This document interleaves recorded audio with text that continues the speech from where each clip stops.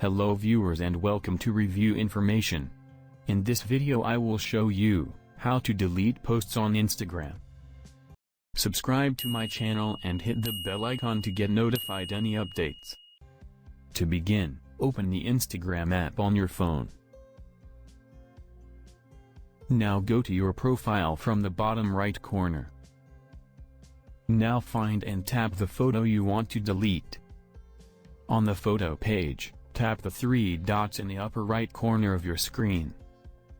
In the pop-up that appears, select the delete option. In the next pop-up window that appears, select the delete option again. That's it. Your post has been deleted. You can restore that post within 30 days. After that, it will be deleted permanently. So in this way, you can delete posts on Instagram. Thank you for watching. Hope you guys enjoyed my video. Please subscribe my channel for more videos. Goodbye.